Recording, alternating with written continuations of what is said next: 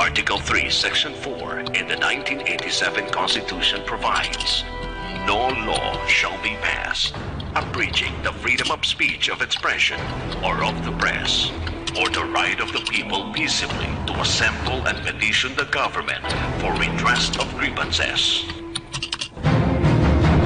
Mao kini ang haligi ug sukaranan nga gibasihan ni ining tulumanon. Straight to the point. Straight to the point. Tulumanon sa patas ug labas nga mga balita. Interviews, investigative reports, undanon nga mga diskusyon ug de prinsipyo nga mga komentaryo. Straight to the point. Straight to the point. Ug karon, aniya ang inyong anchorman. Diin do na mga higalay manag-live-in mga kaigsunan unsa ba ning hitabo ay taon nga iya manggi patay mga higala ning iyang live-in partner. No, kini nga nahitabo didto mga kaigalaan.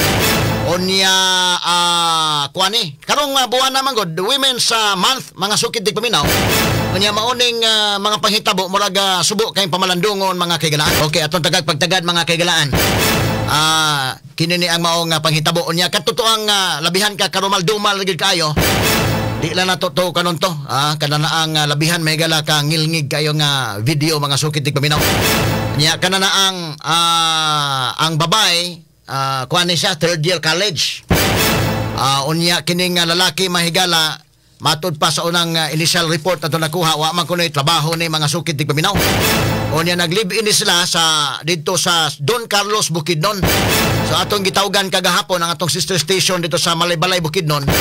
Mga duhaon kuno ka oras ang biyahe gikan sa Malaybalay padung mga higala sa kining Don Carlos Bukidnon. Lungsod sa dito mga higala sa Bukidnon.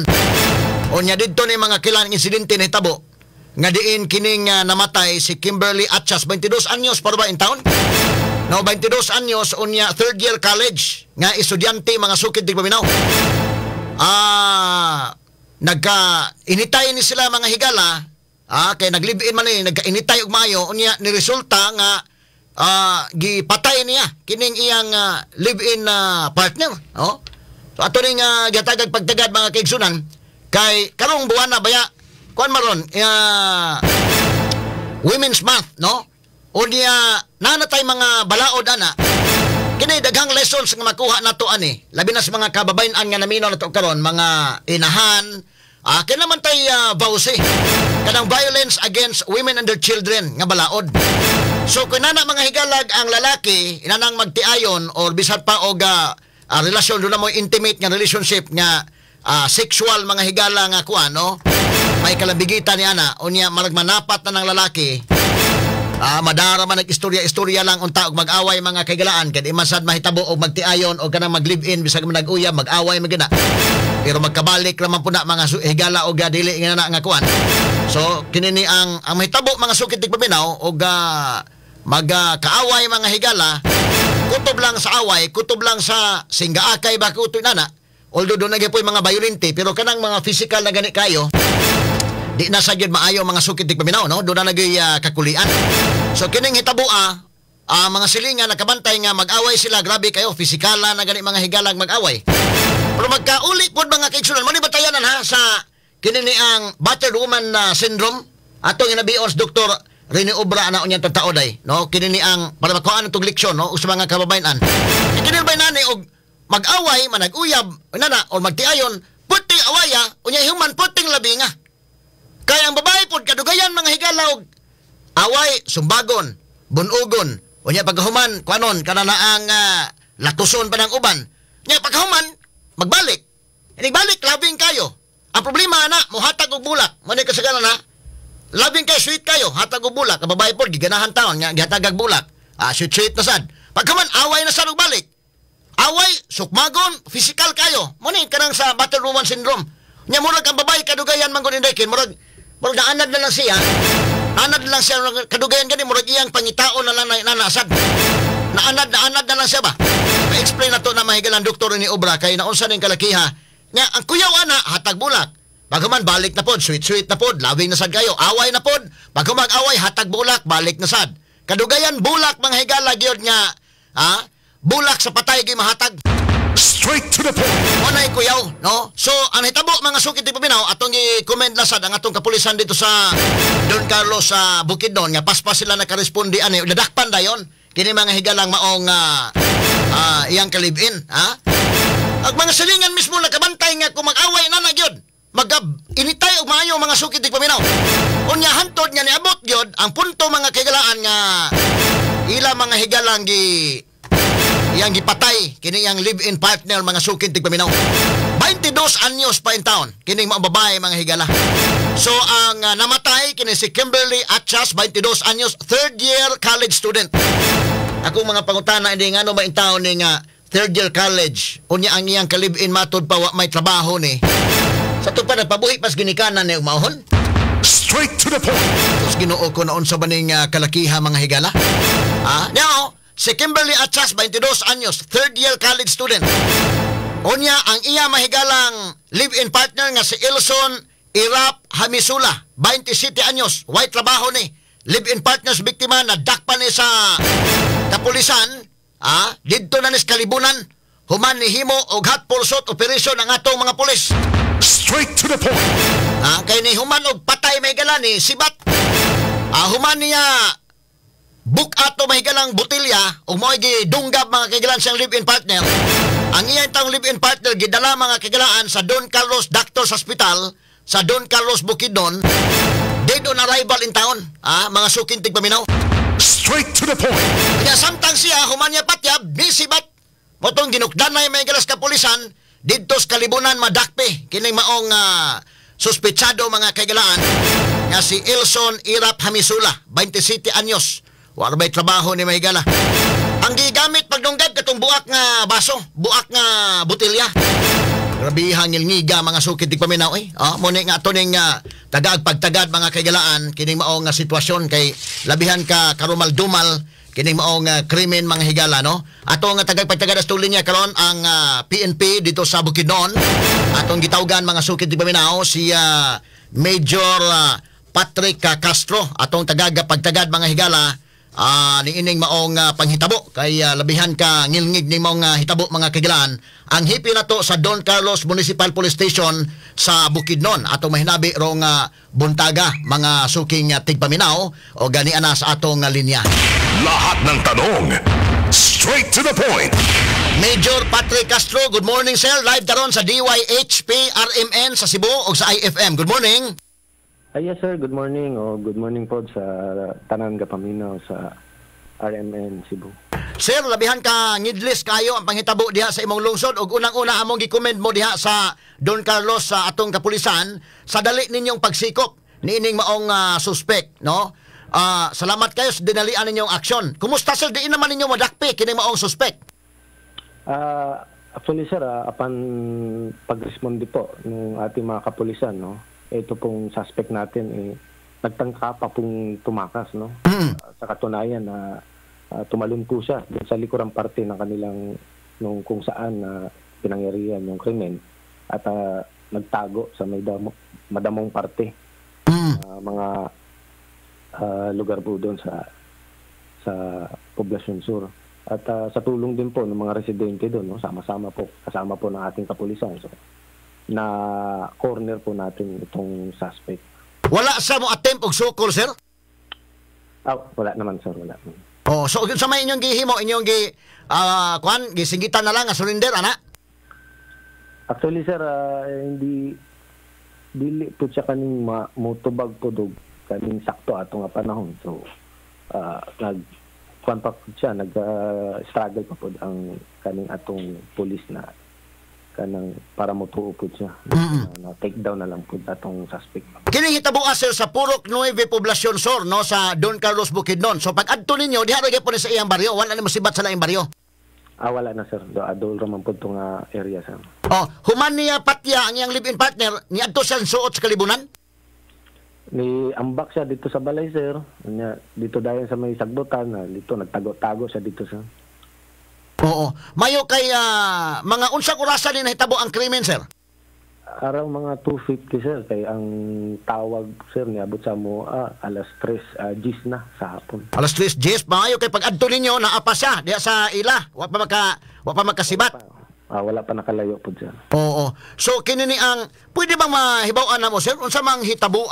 Pwede ba ma-narrate nimo ang detalye sa hitabo sa pagpatay nadtong iyang live-in partner 22 anyos ni sir no? Unsa man nga hitabo nga no man nga napatay niya ni? Nagsugod man gud ni sir kay kaning atong suspect o ang atong biktima no. Naaduna na sila kaning prior quarrel. Karon at ang atong suspect iyang gidala ang ilang bata dito sa balay sa iyang uyuan. Ang katong mama, katong atong biktima, niapas dito sa kaning suspect kay iya untang ipa-breastfeed tong ilang bata. Okay, moadto pa man ni siya eskwelahan kay third year college student pa man ni. Before unta siya moadto dito sa eskwelahan na ipa-breastfeed unta niya. Dili man ihatag sa suspect atong bata. Dito na dayon nagsugod ang ilang panaglalis. Na kaninga sabi. So sa to pa kini ni ang pero kini sila narya po ni namuyo sa Purok Nueve Poblasyon ang ilang balay pero dito lang ang krimen na itabo sa uyuan ni ining suspect. Dili sir, lain-lain ni sila balay sir. Wala ni sila magkuan sir? Wala sir, wala. Kay ang kaning suspect sir gatrabaho ni usahay dugay man pod mo uli. Pero nag-live-in ni sila, nagpuyo ni sila diha gyapon sa Purok Nueve Poblasyon sir. Dili sir, lain-lain sila nga balay usahay sa balay sa ilang ginikanan o sa balay sa ginikanan sa lalaki o sa babae. So kini ni ang kuan dinhi mauli ning na babae sa iya kay third year college pa man gud ni mo na tingala bitaw nga third year college pa man so sa to pa adto ni uli sa iyang inahan sa ginikanan. Yes sir. Yes, sir. Nya kini pong lalaki adto pod mauli sa iyang uyuan. Dito sa iyang ginikanan Japon o dito ga pundo-pundo po siya sa iyang uyan. Pero wala na sila magpuyo gid sir kay atong nahibawan ko nag-live-in ko na sila so wala ningon niya nag-live-in nag-abot-abot lang ni sila. Wala pa man pod sila kaugalingong balay sir. Pero wa pod sila mag-abang, wa pod. Wala pa pod. So kining bata na gini sa mama no kay kung pa may pila edad ning ilang anak sir? 9 months old pa sir. 9 months old. So iyang gikuha ning bata unya iyang gida sa iyang uyuan kining uyuan sa suspect. Okay. Normal man gud na sir na okay pa man gud na sila na daladalo niya ang bata kay ang mama lagi is mag-eskwela. So siya ang mag-atiman. So kining iyang live-in partner kaning sa nga ano sir Ilson mo ni Ilson Hamisula no? Ilson Irap, yes sir. Ilson Irap Hamisula. So ni wa tinuod ni wa trabaho ning tawhana or naay trabaho usay wa nana? Bagura po na siya na wala nagtrabaho na si trabaho hindi mawala na po mangita na po siya another job niya. O katong panahon wala gud siya ko na wa po siya trabaho na. Kung sa may sagad trabaho ni sir kung padalitan makatrabaho siya? Say mutabang siya kanang sa litsunan mga na sa mga katabang sir ba. Pila ka tuig naman kuno sila nagkauyab ibutanta lang nagkauyab ni or nana no doon na sila relasyon. More or less siguro sir sa mga 2 ka tuig kay 9 months old naman to ilang bata. 2 ka tuig. Okay. So niya humotong gidala ni bata dito sa balay sa iyang uyuan, giapas ni ining Kimberly kay iyang ipa-breastfeed unta. Yes sir. Mura po na yung tuyo po sa babae sir. Niya dili ihatag ining maong lalaki. Dili naman gud ihatag sa suspect sir, dito na nagsugod ang ilang panaglalis anto na lagi ni nagtabo ni insidente. So kining CCTV nga nakuha dito ni sa balay sa iyang uyuan ni ining suspect. Yes sir. Timing no nga na CCTV so moto nakita gyud ang kinatibuk-an giunsa niya pagpatay kining iyang live-in partner. Yes sir, dako kayo nga tabang tong CCTV sir at least nakita gud nato dito. Oo. Sa mga panghitabo. Unsa man ang gigamit pagpatay kining baso nga gibuak or botelya nga gibuak? Kung kita ninyo dito sir kung na panood niyo ng CCTV na ay part dito na kaning iyang gipang pinaghahampas niya ng upuan itong ating biktima. During that time sir na igo tong katong gamay nga lamisa na ang iyang is glass. Naigo to siya, nabuak ang lamisa. Mao dayon to iyang nakuha. Mo to iyang gigamit na pang dunggan ni atong biktima. Pila man kabuk sama dinong gaban ana angkon sa biktima in town sir? This statement sa hospital sir no. Around mga 16 ka-wounds ang natamo po ng ating biktima. 16 ka mga wounds sir? Yes sir, yes sir. Unya na autopsy na ning lawas karon? tuwa na sa balay sa ilang ginikanan, sir. Oh, ang pag-autopsy sir, gawas anang 16 ka mga samad, doon na ba yung mga kwan, mga bali ni, mga bukog ba ka na bali, kay puspusan makadinig kwan, ka na ng lamisa? Possible, sir, kay makita man ninyo na ipuraan ng kwan, grabe ilahang nilayugay pag sila kwan, katong biktima o tang suspect. Katong ilang anak mo itong natagak sir, no, na nakita sa CCTV? Yes, sir, mapa siya, sir. Unya, usaman, kumusta man ang bata in town? Way bali in taong bukog to, kinatagak man? Fortunately, sir, ang katong bata, okay naman siya, o naanak karon sa kustudiya sa ginikanan aning biktima. Silang duha ra gyud ditong balaya atong panahon na sir? Wala, naang ilang ginikanan, sir. Unya, mihangin na itong suspect na mugawa sa sila dito sa balay, kay gusto sila mag-istorya na sila ra. Uy! Diba? So sa tupag linagubo karon way nakabadlong na dito nga undangin na ayan nagkuanal at least wala pa mamatay unta ba? Ang nahitabo man good, sir, is paggawas atong ilang ginikanan, iya dayon gilakan. Gilak niyang pertahan, sumauto wala gun nakasulod tong mga ginikanan. Oo. Pastila no kay panalitan ka to gipagawas ginikanan kay magistorya sa may personal ni so natural ang gawas ang ginikanan kay natural istorya man personal. Tagtaon pag saba na kayo kay lamang kagipang gihapos niya og kuan niya human nang gihilak na to sa sulod. Makabantay ta tayong ginikanan ila to tong gi-rescue dayon. Mo to bisag kung sao man gud nilag sulod kay lig-on man pud ang pertahan. Oo. Sila di nila kakayag kuan ba kaning di sila makasulod og dali-dali. Oh, so ilan tanggi may attempt sila og rescue unta sa mapanghitabo pero di lang nakasud. Wala na. Unsa man ning lalaki hasel tinutong mo na kuang report nga samtang kuan sige na sa away-away? Nga murag mag-away kanunay na ning mabunog sa ning babay? Dili wala may report na record diri sa atong station bayan ang mga violent nga mga away nila. Dalan sila mga panaglalis pero dili pareho inani karon na naitabo. Ug ako mo pud na palocate o ginapangitan ako base na ay na record diya sa atong WCPD sa pagkakaron wala pa man sir. Sa barangay wa mangayo og protection order kining babay? Wala pa man sir. Okay man pud ni ang panag-uban nila. Aha. So kung first time ning nahitabo nani, walay record ani nga kuan. Dunay something good. Aside anang bata siguro, dunay ilang giawayan nga unsa ka sir? Dunay kay na kuwang report? Unsay background gyud sa ilang giawayan nga nung nani man ka kini 16 ka mga samad. Kuan man kanang pitisuko agid sa lalaki ngadto sa babae. Yes sir, no. Ang atong suspect hantod karon dili pa kay siya responsive. Kuan ra siya kaning tulala ug dili gani siya mukaon, no.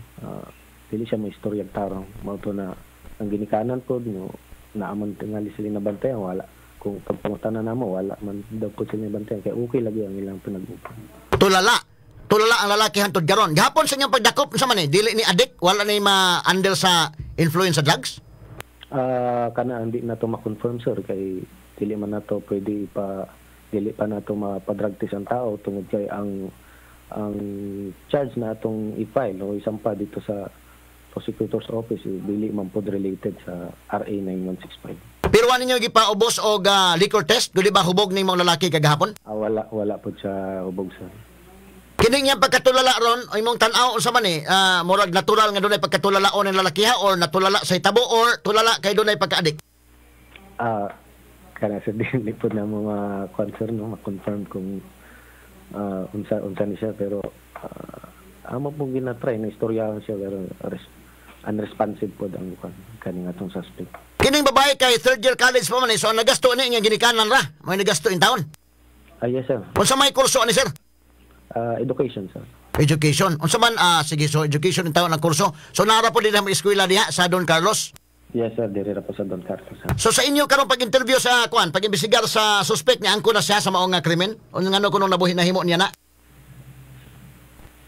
Wala man pud siya mo sir, dili lagi siya responsive sir kung istoryahan nimo siya, wala lang siya mo tan-aw ra siya sa imo ha.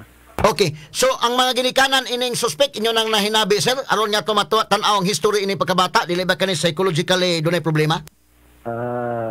Ang ginikanan pod sir, ang gabi si bisita diri ang iyang igsuon. So wala pa po namo na na istorya tarong ilang ginikanan. Oo, okay. Matan-aw na to ba unsay history? Kaning parents aning biktima para sa ato ang preparation sa mga affidavit o para karon adlaw atong i-file ang complaint aning suspect. Oo. Kay ang ato sa mapangutana ba unsay ilang sitwasyon sa ilang relasyon aning suspect ug sa biktima? Maulag ito na dili na ito ma-confirm na kani siya gagamit og illegal na droga, pero sama sa ato mga na-interview o mga statement sa mga parente o mga silingan na ni suspect na gagamit daw lagi ni og illegal na droga gani nakagawas na ni siya bago ra nakagawas ni sa rehab. Aha. So bago ra nakagawas sa rehab dahil ng lalaki? Yes, sir. Oh, surrender ni sir panahon sa Duterte administration? Wala po siya sa atong record, sir. Wala sa lista diha? Yes, sir. Oo, pero at least ang record na nagikan sa rehabilitation center din ng lalaki, ha? Wala po na mo na-confirm kay maupan na mga initial na information nila dito. Anyway, karong adlaw kay amo tong adtuan tong kung asa manggaling na sa rehab para ma-confirm nato kung tinuod na. Oh, para ma-confirm kung asa nga kuan ang background ano niya, sir. Ang magidikanan mas maayo pod maghatag og dugang impormasyon hasta mga silingan, sir. Lagi, sir, kay hesitan man po ang kuan kay bago pa lagi na itabo. So sige lang magulat-ulat ramin, sir, kung kanos sila willing makig-cooperate sa atong mga pulis. Oo. Okay, so kini ni ang kinis na sir nga ang ilang background ining panag-uyab nila diin man kuno sa magkita nila nga do na may dako-dako nga gap ang ilang edad. Di gud nga dako kayo pero estudyante ning usa kining usa wa may trabaho. Wala pa po naman na kita ng mga inana, sir. Sige lang, sir, kay kung mabala naman na mag-update ni sa inyo. Oo. Kining lalaki, sir, atol sa itabo mura nag-wild dito sa suod sa balay? Dito sa sala niya himuha, sir, no? Sa balay? Dito, sir, sa balay, sa iyang uyuan. Sa sala ni nga area ang gihimuan sa krimen? Yes, sir, yes, sir. Oo. Unya, kinini ang maumpang hitabo, kinini amora mo gani nag-wild siya god unya kuan ba. So unsa man mga lawom kay niya mga samad, sir? Ingon sa statement sa hospital, sir, tungod po sa kadaghan, sir, no, pero dili man kay sa fatal. Ang naa siya fatal wounds kani iya sa may throat dapit. Sa truth dapit ang sa liog dapit mao nakakuan, most likely mao nakapatay gyud. Yes, sir. Asa man ang mga samad ani, sir? Gawa sa liog sa asa dapit nga mga parte sa lawas. Dagan kayo, sir, several parts of the victim's body na isa naong sa liog, na isa mga sa ribs dapit. Oo, kay ang tanaw na ni autopsy ani kung panalitan og hain bagin ang mga bunog sila ba bisin na pa na ang ulo ini o baka mabuak taon kay gibunalan man kani. Sige lang, sir, kay kung makita nato to iyang medical record, sir, no. Okay, i-appeal man nato na sa attachment pag-file sa itong complaint. So gahapon na pahigayon na ang pag-autopsy, human ang pag-autopsy gahapon. Man sa ang cancer ang biktima, ang lawas sa biktima to ana sa cancer sa balay sa ginikanan. Aha. Okay. So sige, sir, salamat kay sa paghatag og panahon nato diri sa DYHP, sir, o sa IFM. Welcome, sir. Thank you po, sir. Mayong buntag. RMN Exclusive. Mato may higala si Major Patrick Castro, no? Ato tato mga higalang hangyoon nga to mahinabi itong suspect pero tulala man kuno. Rumihan ang hitabua, oy, murag nag-wild to mga kahigalaan tong suspect. Dito mga higala gi kwan, gi patay. Lali man kag 16 kasamad indekin, ngilngiga. No, ngilngiga mga sukit di paminaw, no? So ilang pa naglabing-labing mga kaigalaan niya may resulta ng ani, no? So ato na hinabi ang hipi sa Don Carlos Municipal Police Station sa Bukidnon. Naghatag na to inimong report may galang atong RMN Bukidnon, RMN Malaybalay. Unya akong ipangutana mga sukit di paminaw pila ka oras ang biyahe sa Malaybalay day padong sa Don Carlos. Kumaday ko no mga 2 ka oras ang biyahe. No? So inana ang kuan, paitan ng sitwasyon na may galamon nga atong ipa-explicar ni karon may galang Dr. Rene Obra, no, kini ani ba nga mga kaso sa psychiatry mga sukit tig paminaw ilan ning area no sa psychology sa psychiatry tan-awon sa ni unsay background ani niya kining tawhan naman importante ug mapangutana ni mga ginikanan ani ug kadtong mga silingan mga parinti sa may background ani ning tawhan na mabitaw na nga importante sad mahibaw kas background kadto sa mga katigulangan sa una indekin. Kadang maminyo ba ang mga babae lalaki day? Naman sa pag-atubang papirmiro, mga tubang na ana, dadon man ginikanan, dadon ginikanan speakers na magsabot na sila kanos ang kasal na tanaw na to, kanos ang buwan mo mulingin ang buwan kay mo na ikasal. Pero pag human tanaw man niya sa may background ani mo, kun gitong uban nga yan kuan na kay kaliwat na silang mga kuan, do na problema na gigais duldul ang kaliwat. Maapil ang mga kuan day sa una kanang magsabot ba atos baryo. Nya pagsabot man ginikanan, dadang ginikanan, dadon pabigas pod na sabot nito. Nya mga on pag unsa na pamanhian ano? Yan na.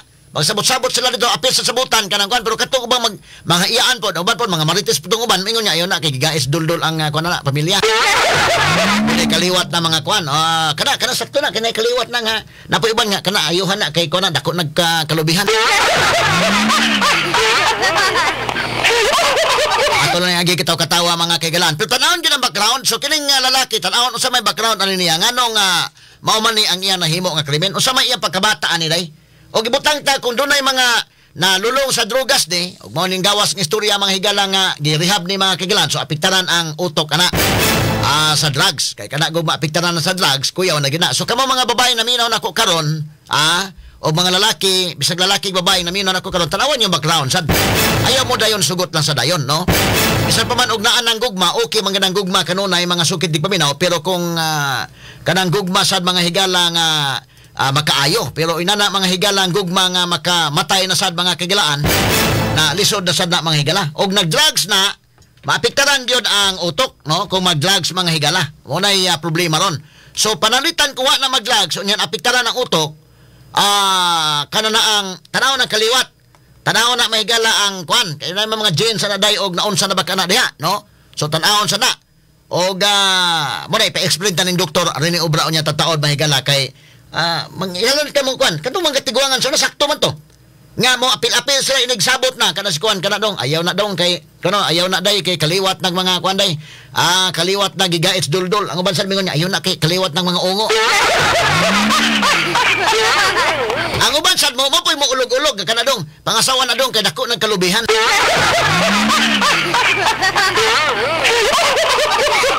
So tanaw ng background karon dili naman kayo mga higala mag-apil-apil ginikanan kay kanang sa una mga higala stricto kayo magsabot-sabot mga kagalaan nga mauna moingon nga sige kanang lad ipakasal ko mo lingin ang buwan karon di naman paabot mo lingin ang buwan bahala di mo lingin ang buwan basta mulingin ang tiyan. Kaya ako lang nang gigi katawa mga higala pero mo na ang background mga kagalan tan-awon gyud kanang gugma natural na mga higala nga naa pero siguro ang gugma mga kagalaan nga makaayo dili nang gugmasad mga higala nga mamiligro ang imong kinabuhi ug ikamatay pa nimo. Matalinong talakayan, napapanahon at pinag-uusapan. Dito diretsahan, walang paligoy-ligoy, walang bulahan. Straight to the point. Mas malamang usapan, mas mabusising talakayan, komentaryong mas mauunawaan. Straight to the point. Tata, RMN, radyo mo nationwide.